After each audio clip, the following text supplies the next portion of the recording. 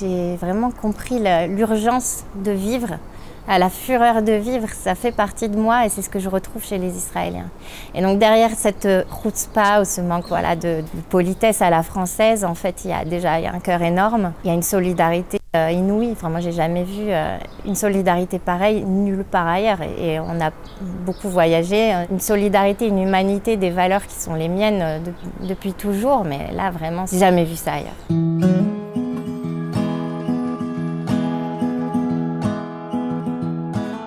Jennifer Bardin-Azoulay, merci d'être venue de Dimona à Jérusalem.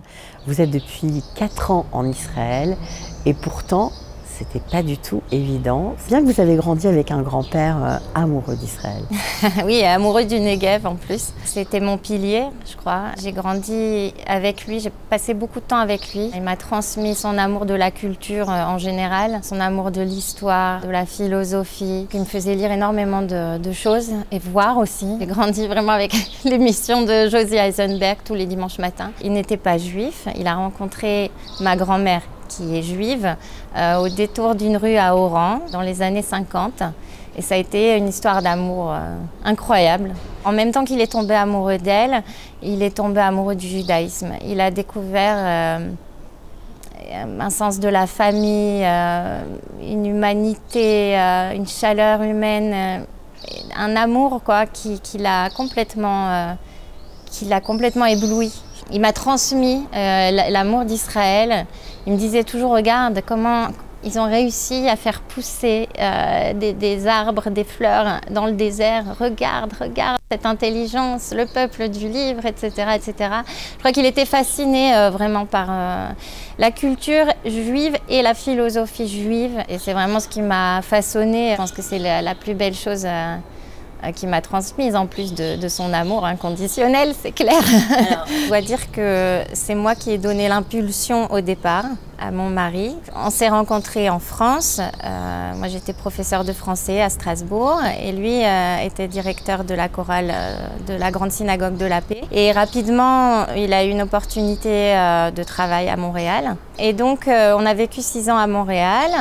On a fait beaucoup de choses là-bas et pendant le Covid, en fait, je me suis dit, je pense que c'est le moment de faire cette alia parce que ça faisait plusieurs années qu'on venait en Israël pour les vacances, dans la famille de mon mari à Dimona. Et j'ai eu l'opportunité de voir l'évolution de cette ville, de voir l'essor formidable en fait sous l'impulsion du maire.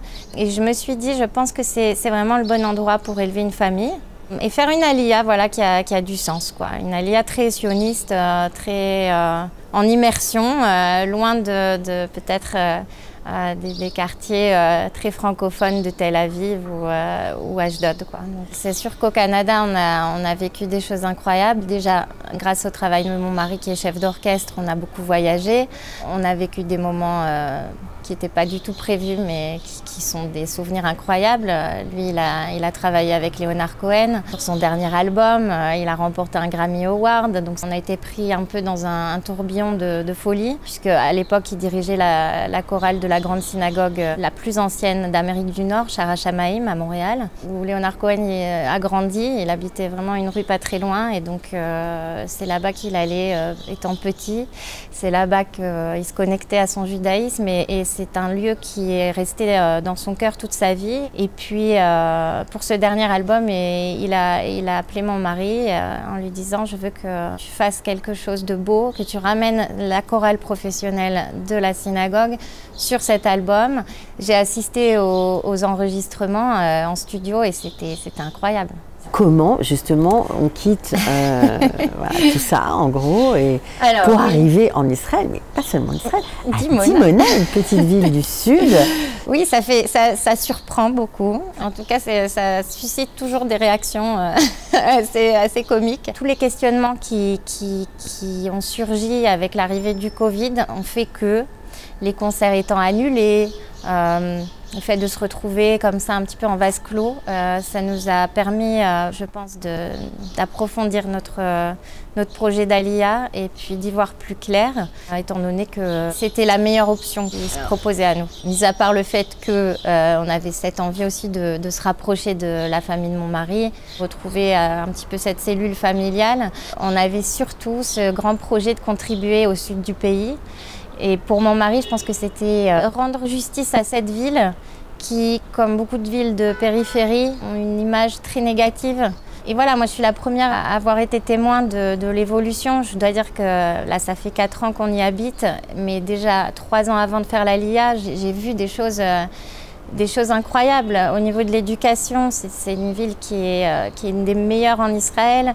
La qualité de vie là-bas est juste incroyable et les gens sont d'une gentillesse. Alors, je dis pas, c'est le cas partout en Israël, mais il y a quelque chose dans le sud, on en parlait, vraiment qui est très très particulier. Et mon grand-père, encore une fois, et pour revenir à lui, il disait souvent que ce qui fait la beauté d'un endroit, c'est les gens qui y habitent, c'est le tissu social qui compose la ville. Et là, pour le coup, je crois que à partir du moment où les choses se sont calmées avec le Covid et que j'ai vraiment pu rentrer en contact avec la population de Dimona, j'ai rencontré des gens incroyables. Qu'est-ce qui a été une aide pour votre intégration? Moi, je suis arrivée, j'étais enceinte, j'étais très malade, il y avait le Covid, etc. Donc, j'ai pas pu rentrer encore dans le vif du sujet immédiatement. Mais la première approche que j'ai eue, c'est à travers mes filles, mes 2 grandes filles, qui ont été scolarisées assez rapidement. Elles ont été prises en main d'une façon incroyable. Elles ont appris l'hébreu d'une manière très originale et ça, je crois que c'est vraiment un Dimona style. En fait, bon, elles avaient des cours à l'école et en complément, dans le cadre de l'Alia, évidemment, elles avaient aussi droit à des cours d'hébreu, des cours personnalisés. Et donc, leur professeur, une dame formidable, les accueille chez elle pour compléter leur apprentissage de l'hébreu. Et là, contre toute attente, ça ne se passe pas sur un bureau avec des cahiers et des stylos. Elle les invite immédiatement à faire des chalotes. Voilà, donc je vois les 2 là qui sont en train de tresser des chalotes et qui apprennent l'hébreu comme ça. Et je me dis, waouh, c'est hallucinant. Et voilà, elle les a emmenées manger une glace, elle les a emmenées de ci, de là. En 2 mois, elles ont appris l'hébreu comme ça. Vivre à Dimona, c'est vivre comme dans une grande famille où tout le monde vous connaît, même si vous ne connaissez pas le prénom des gens. Mais en tout cas, le mien, c'est Hamouda. Ça a été mon 2e prénom très vite. Je pense que les gens, immédiatement, m'ont vu un petit peu, pas perdue, mais en tout cas, ils ont bien compris que j'étais pas de là. Et ils m'ont accueillie à bras ouverts. J'ai reçu énormément d'aide, mais de toutes les manières possibles, c'est-à-dire des gens qui vous accueillent chez eux, des gens qui vous aident, qui vous font les courses. J'avais une petite dame, j'étais perdue dans les rayons et elle vient avec moi, elle m'explique tout. Je suis allée à la rencontre des gens parce qu'ils étaient déjà très accueillants, très ouverts et ça m'a permis d'une part de m'intégrer et de m'immerger dans la culture, dans la langue aussi, même si j'ai suivi des cours à l'Ulpan. Et même si ces cours étaient excellents, je pense que voilà, la meilleure façon d'apprendre l'hébreu, c'est de le parler dans la rue, dans les magasins. Dans mon cheminement, en fait, j'ai eu besoin de me reconnecter à moi-même et je me suis lancée dans une formation que je voulais faire déjà depuis pas mal de temps. J'ai commencé à apprendre le yoga avec un professeur qui est exceptionnel, qui s'appelle Udi Bilou. Et j'ai appris avec lui la méditation, le Hatha Yoga, le Raja Yoga. Et j'ai rencontré des personnes incroyables, une fois encore, qui m'ont donné le sentiment d'être au bon endroit au bon moment, en fait. Et ça m'a permis aussi de me réconcilier avec certains aspects du judaïsme. Ça m'a reconnectée à beaucoup de facettes du judaïsme parce que la philosophie du yoga est très proche de la philosophie juive. Ça m'a fait grandir énormément, ça m'a renforcée et ça m'a fait comprendre beaucoup de choses.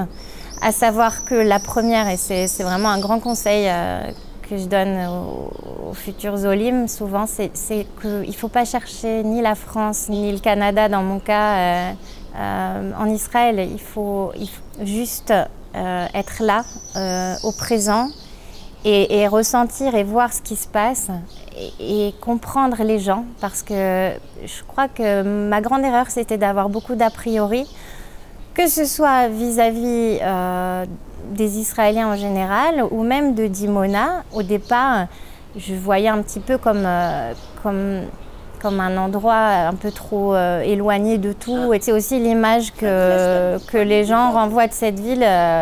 C'est un grand cliché, même si j'avais déjà aperçu tout son potentiel. Mais vraiment, c'était dur de redémarrer dans un nouvel endroit et de m'attacher à tout ce qui fait mon identité, parce que je me sens très française. Voilà, j'ai baigné dans la littérature par mes études, mon travail. C'était déjà dur à Montréal.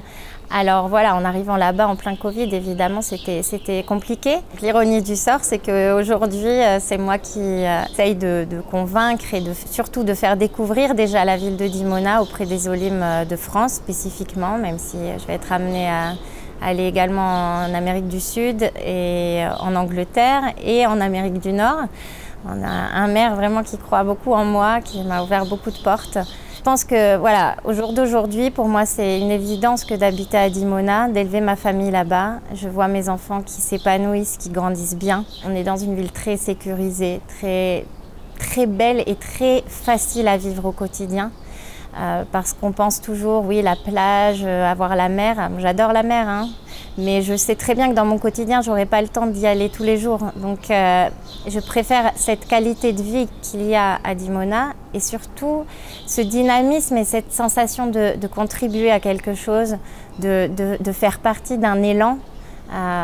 C'est pas que tout est à faire là-bas, parce qu'il y a déjà énormément de choses en place et ça bouge sans arrêt, mais c'est de faire une aliyah qui est vraiment riche, quoi, qui a du sens, cette idée de contribuer, de ramener quelque chose et de défendre une ville, voilà, c'est peut-être mon côté un peu justicier caché, mais de défendre une ville qui malheureusement encore aujourd'hui est très méconnue ou mal connue. J'imagine qu'avec l'arrivée de votre mari, la ville va gagner au niveau de la musique, ça me paraît clair. Ah, évidemment, c'était le but. Il a fait fleurir vraiment le conservatoire de Dimona. Il emmène ses élèves au Carnegie Hall chaque année dans un programme qui s'appelle Azamir, donc qui réunit des jeunes juifs d'Israël et d'Amérique du Nord. Et il a changé la vie de pas mal d'entre eux, quoi. Parce qu'il les tire vers le haut, il leur ouvre l'esprit. Et puis voilà, il y a beaucoup de projets qui sont en cours justement pour développer l'éducation musicale, l'éducation tout court, que ce soit à Dimona ou dans toute la région. Ça lui apporte beaucoup, ça nous apporte beaucoup. On a des retours qui sont fantastiques, quoi. Vous avez des regrets au début? Oui, quand même, oui. Oui, tout me manquait. Tout me manquait, tout de la France, du Canada. J'avais un grand rêve secret qui était de vivre en Espagne au départ. On avait beaucoup de projets à Madrid qui ont été complètement annulés, d'ailleurs qui n'ont pas revu le jour suite au Covid. Et pour ça a été un petit deuil, on va dire. Mais je crois que j'ai rapidement saisi le pourquoi du comment et pourquoi j'étais là-bas. J'ai fait un rêve, moi qui ne suis pas vraiment ni très religieuse ni très spirituelle, mais j'ai rêvé de mon grand-père. Je me retrouve dans un appartement que je ne connais pas avec mon grand-père et qui ne parle pas, mais qui s'exprime beaucoup à travers le regard. Et je lui dis, mais papy, qu'est-ce que tu fais là et tout, incroyable, tu vas bien. Enfin, j'étais complètement bouleversée. Donc il dit rien, mais il me conduit vers une fenêtre. Il ouvre cette fenêtre et il me montre le désert du Negev. Et là, on se regarde tous les deux et je lui dis, ok, j'ai compris. Et je me suis réveillée, j'étais en larmes, vraiment. C'était le message qui me manquait peut-être. Ouais. Souvent, il y a des couples qui décident de faire leur alia et l'un et l'autre ne sont pas tout à fait sur la même longueur d'onde avant de partir, pendant. Oui, c'est évident, oui. Je pense que l'alia, d'ailleurs, c'est un grand révélateur de la force du couple, hein, évidemment. C'était difficile parce que moi, j'étais en perte de repères. Et Et je me disais, voilà, pour toi, c'est plus facile parce que tu parles hébreu, déjà, tu es israélien. Et je me sentais vraiment... et comme je ne pouvais pas immédiatement attaquer, apprendre l'hébreu, je n'étais pas en mesure de faire tout ça dès le départ, j'étais très frustrée. C'est vrai que ça a généré des tensions. Mais voilà, ça nous a renforcés. Et je sais que malheureusement, pour certains couples, ça peut être au contraire... dévastateur. Voilà, mais là, nous, au contraire, je crois on a beaucoup grandi ensemble à travers ça. On a vécu d'autres choses avant et après aussi qui font que nous renforcer, en fait. Très honnêtement, après le 7 octobre, outre le choc, le traumatisme, etc., j'ai imaginé tous les scénarios possibles. Je me disais, il faut qu'on retourne à Montréal, il faut qu'on retourne en France. Et puis, 3e jour après, non, peut-être qu'il faut envisager un autre pays en Europe. Et je crois que très très vite, puisque la réaction au niveau international n'a pas tardé à être extrêmement décevante, là j'ai compris que c'était notre place ici et que voilà, il n'y avait plus aucun doute vraiment. Et je crois aussi que dans ce cheminement, on parlait d'intégration tout à l'heure, il ne faut pas chercher la France, puis aussi il faut comprendre les Israéliens. Parce qu'en tant que Française, comme beaucoup, parfois j'étais un petit peu surprise ou choquée de la fameuse chutzpah israélite, du manque de politesse, ce genre de choses. Alors qu'en fait, c'est juste je pense, une manière d'appréhender un quotidien qui est sans arrêt sous tension. Il n'y a pas une famille ici qui n'a pas perdu quelqu'un, que ce soit dans des tragédies passées ou dans la plus récente. Et c'est ça aussi qui me connecte beaucoup à ce pays. C'est que voilà, moi j'ai grandi avec cette proximité avec la mort. En perdant mon frère très jeune, j'ai vraiment compris l'urgence de vivre, la fureur de vivre. Ça fait partie de moi et c'est ce que je retrouve chez les Israéliens. Et donc derrière cette chutzpah ou ce manque de politesse à la française, en fait, il y a un cœur énorme. Il y a une solidarité inouïe. Enfin, moi, j'ai jamais vu une solidarité pareille nulle part ailleurs. Et une humanité, des valeurs qui sont les miennes depuis toujours. Mais là, vraiment, j'ai jamais vu ça ailleurs. Vraiment. C'est trop beau.